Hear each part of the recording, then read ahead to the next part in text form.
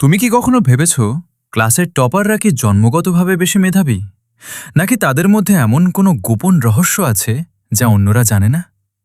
সত্যি কথা হলো, টপাররা আমাদের মতোই সাধারণ মানুষ। তাদেরও ২৪ ঘন্টায় সময় থাকে। পার্থক্য শুধু একটাই, তারা সময়ের সঠিক ব্যবহার করতে জানে এবং প্রতিদিন ছোট ছোট ভালো অভ্যাস গড়ে তোলে। আজ আমি তোমাকে এমন কিছু অভ্যাসের কথা বলবো যেগুলো যদি আজ থেকেই অনুসরণ করো, তাহলে ধীরে ধীরে তুমিও ক্লাসের সেরাদের একজন হয়ে উঠতে পারবে। প্রথম অভ্যাস হল প্রতিদিন নির্দিষ্ট সময়ে পড়াশোনা করা। যখন তুমি প্রতিদিন একই সময়ে পড়তে বসো, তখন তোমার মস্তিষ্ক সেই সময়টাকে পড়ার সময় হিসেবে চিনে নেয়। ফলে মনোযোগ বাড়ে এবং পড়া সহজে মনে থাকে।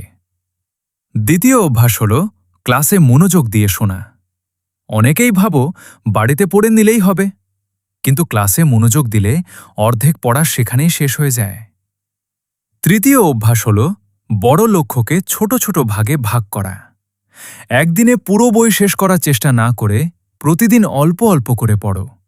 ছোট লক্ষ্য পূরণ করলে আত্মবিশ্বাসও বাড়ে। চতুর্থ অভ্যাস হল নিজের ভাষায় নোট তৈরি করা। বই থেকে শুধু মুখস্থ না করে নিজের মতো করে লিখে রাখো। এতে বিষয়টি অনেক ভালোভাবে বোঝা যায়।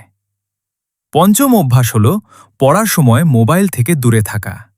একটি নোটিফিকেশনও তোমার মনোযোগ নষ্ট করতে পারে, তাই পড়ার সময় ফোন সাইলেন্ট করে রাখো। ষষ্ঠ অভ্যাস হল প্রতিদিন রিভিশন করা।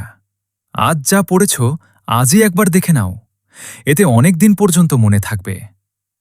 সপ্তম অভ্যাস হল লিখে অনুশীলন করা। শুধু তো পড়ে গেলে হবে না, পরীক্ষায় তো লিখতেই হবে, তাই নিয়মিত লিখে প্র্যাকটিস করো। অষ্টম অভ্যাস হল নিজের ভুল বিশ্লেষণ করা। ভুল করাটা খারাপ নয়, একই ভুল বারবার করাটাই খারাপ, তাই প্রতিটি ভুল থেকে শিক্ষা নাও। নবম অভ্যাস হল পর্যাপ্ত ঘুম এবং সুস্থ জীবনযাপন। রাত জেগে পড়ার চেয়ে পর্যাপ্ত ঘুম নিয়ে মনোযোগ দাও।